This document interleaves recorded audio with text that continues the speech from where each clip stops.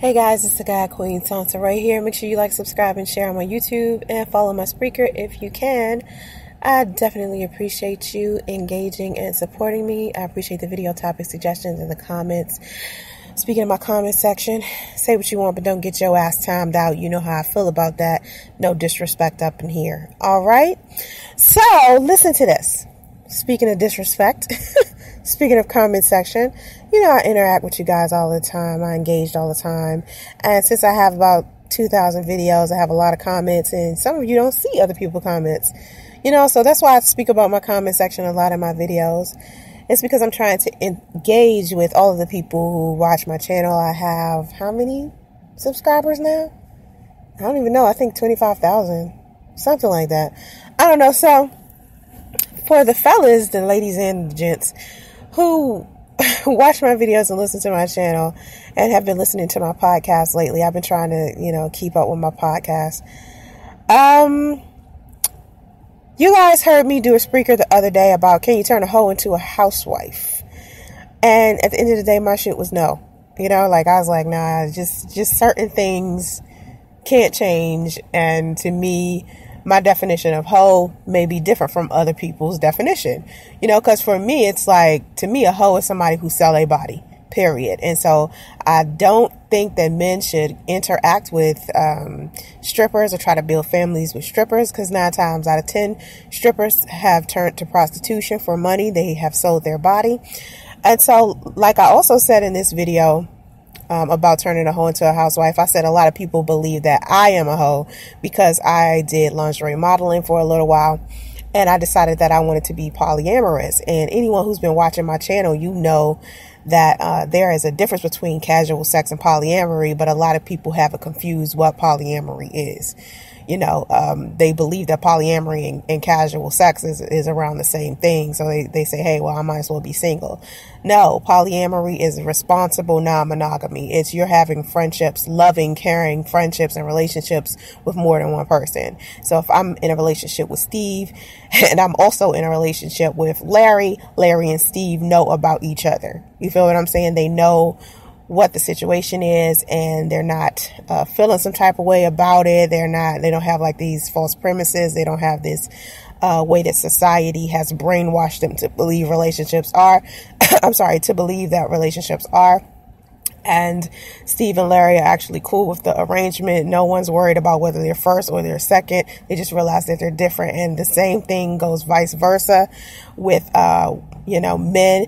If I'm with a man and he decides he wants to be polyamorous, he will have that same type of relationship with another woman, and me and that woman will know, of each other. So a lot of people believe simply because I will be comfortable with such a situation like that, they feel like, oh, I must be a hoe. And so I said, to me, hoes are women who sell their body. So prostitutes, escorts, those are whores to me. Those are hoes. And so, and honestly, I don't even think women who are extremely promiscuous are hoes. They might be freaks. They might be, promiscuous. But to me, that is still not a hoe. You know what I mean? A hoe is someone who sells their body. That's my definition of a hoe. And a lot of people have their own definitions of hoe. So someone got into the comment section and they asked me, how is it possible for me to be redeemed, and forgiven for what I've done when I'm a hoe, but other women who may have done some other kind of whoredom may not be redeemed, as if, I'm somehow, discriminating against different types of whores. You know what I'm saying?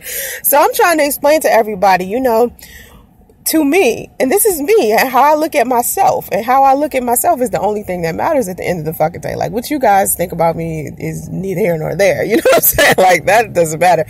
My sexuality does not affect your life because you ain't fucking me. So it doesn't make a difference, But for me, it's like, okay, again, let's go over my definition of what a hoe is. To me, a hoe is someone who sells their body, whether they're male or female. And sometimes I'll be in conversations and I'll fling around the term hoe, freak, slut, tramp, some shit like that, just to be funny or facetious or whatever. But the bottom line is, to me, a whore is someone who really, really devalues their body. And to me, my body is still a temple to me. That's my vessel. It's the only thing that I live in. It's the only thing that I got really while I'm here. This is something that I have every day. If I was broke, I would still have it. You see what I'm saying? When you're broke, Usually what you don't have is material stuff. I'm never going to be able to be without my body. That is something that I'm always going to have while I'm on this planet. So I value it. To me, it is a vessel. To me, it is like my airplane. I'm a soul having a life experience inside of my vessel, inside of my ship. And so my ship is important to me. So, regardless to the preconceived notions people may have for me making, a choice to be polyamorous, it really had nothing to do with my sexuality or desire to have a plethora of men. It was so the people in my life could have a level of freedom and not feel like they have to mislead me or lie to me about their attractions to other people. That's what made me decide to be polyamorous. It just seems to be easier. It seems to be, just a better situation for me. And as far as my sexuality goes, where I've had threesomes, I've been bisexual, I'm still very selective about who I sleep with. Like, a lot of people feel like, oh, only homosexual people or bisexual people are promiscuous. And another preconceived notion or a false premise that people have is that bisexual people need to be with both genders at once. No, it's no. Like, even with me being polyamorous, it isn't that I'm required to have, both genders at one time. It's not a requirement. It's not a necessity. Polyamory isn't a necessity either. It's just an alternative. Just like how a lot of people ask me, is my husband monogamous? My husband is monogamous. He does not do polyamory. So in order for me to be with him, I had to make the choice. I told him I was polyamorous from the beginning, and he said, well, I'm monogamous. So I had to decide whether I wanted to be a monogamous person or I wanted to be a polyamorous person. But like I tell everybody, when I do make these videos, I don't put cheating past him. I don't put cheating past any guy. So a man can sit here and tell me that he doesn't cheat all day long. Still in the back of my mind, I'm thinking, okay, that sounds good. And you have definitely displayed the behavior of someone that doesn't cheat. But I just still won't put it past you, because everyone has a weak moment. Everyone has mistakes that they make. So I just won't never, put it past him. But honestly, when people think that bisexual people and homosexual people are the only people that are promiscuous or that are prone to STDs, it's ridiculous to me, because a lot of people who swear to monogamy will sit here and be in these casual sex relationships and decide to not catch feelings and be fucking one person one week and then the next week fucking another person. And they believe because they've decided to choose to be single and not catch feelings, that makes it better than, me deciding, hey, I want to be polyamorous and I would prefer to have a friendship or some type of loving relationship or respectful relationship with someone who actually knows the truth about who I am. And I'm still allowing them to have a level of freedom, and they get to decide, how to deal with me saying, well, this is what I do. A lot of people hide what they're doing. And that's the problem with a lot of relationships. Like, it's a lot of people out here pretending that they're not promiscuous, because they feel like if they tell you how many sex partners they have, that means that you are going to try to judge their moral compass. And a lot of people feel like moralistically, you're not supposed to have sex with a whole bunch of people simply because Jesus told you not to, or religion told you to keep to yourself. And, this brings me to this whole celibacy thing. What a lot of people keep forgetting about me is that I was celibate for a long ass time. And I chronicalized. I basically sat down and made videos about my celibacy. And it's all down my YouTube channel. I've been on YouTube for 8 years, right? And you can hear videos of me talking about how difficult celibacy was and how my celibacy had nothing to do with religion. So when people call me a hoe and shit like that, it surprises me, because it's like, if you really knew how difficult it is to have sex with me, you would be surprised. I made a video last year about a guy I was dating, Daddy-O. His name is Daddy-O. And anyone who's been watching me, that I used to date this guy named Daddy-O. And me and Daddy-O used to have a difficult time having sex because of things that happened to me when I was a child. The rapes and the molestation and the sexual abuse that I experienced when I was younger. It makes it difficult for me to have sex without being under the influence of alcohol. My husband Priest is the only man I've been able to have sexual intercourse with without being under the influence of alcohol. That's amazing right there. Like, you guys don't even understand how, that is just amazing to me. Out of my entire life, because I've always felt uncomfortable having sex. And a lot of people don't even know that. They just think, oh, I'm just this hoe that likes to collect dicks. No, like that's not the case at all.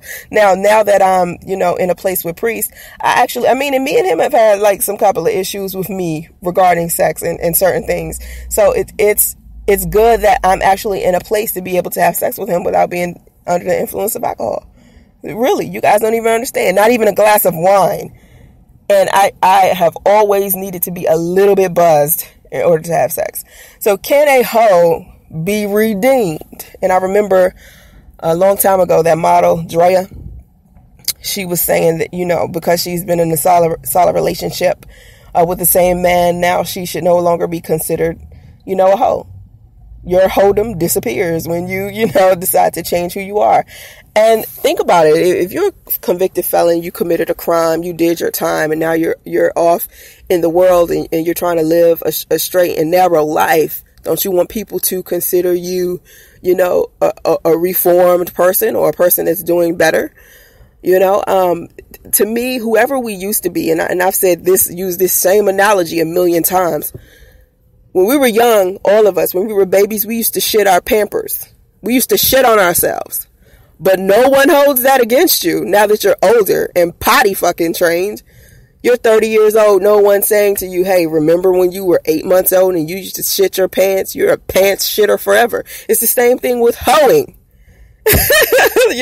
That's what I think. Like, if you decide to be a better person, and to me, not all hoes can do that. To me, there's a certain level. Like, there's a certain level you don't cross. Once you cross this level, you are considered a hoe forever. There's such level to me. It's like fucking, I don't know. It's a boundary. Okay. And to me, it's like, once you cross this selling your body shit and you're comfortable with having sex with strangers for money, your ass is hoeing, out on the corner doing some shit. Because to me, that shit right there is the limit. Like, once you hit that limit, your ass is hoe forever. You know what I'm saying? Like, there's a difference between a good woman who just happened to do some hoe shit one time, versus a bitch that's been hoeing her whole life. That's her life shit. That's her career. Hoeing. To me, that is a hoe. Like, a woman who feels like there's nothing wrong with her selling her body. That's a hoe. And like I explained earlier, I'm a spiritual being having a life experience. And there are so many things I learned about, how I wanted to treat my vessel. And I didn't learn that stuff from my mother. I didn't learn that stuff from, my parents. So I try very hard to teach my daughter about her vessel, about her ship. And this is the only thing that she gets to keep the entire time she's here. So when she's rock bottom, the only thing she got is her body, herself. Barely have any clothes on your back, but you got your body. That's the one thing that I value over everything. So, to me, a woman who's decided, hey, that's what she wants to do, that's a hoe. Now, a woman who may have experimented sexually with her man or other men just to see where she, what she wanted in bed, that's a whole nother woman. That's a whole nother situation. Because to me, there are women out there that's trying to be pleased sexually because sex is good. People like sex. I like sex. Finally, it took me years to get to a point where I liked it without having to drink. So, I think that it's nothing wrong with women liking sex. And a lot of people feel like if a woman likes sex, she's flat out a hoe. So can hoes redeem themselves? That's my question to you guys. Make sure you put your comment in the comment section below. I appreciate you listening. I appreciate you listening. All right. Have vision and stay focused. Namaste.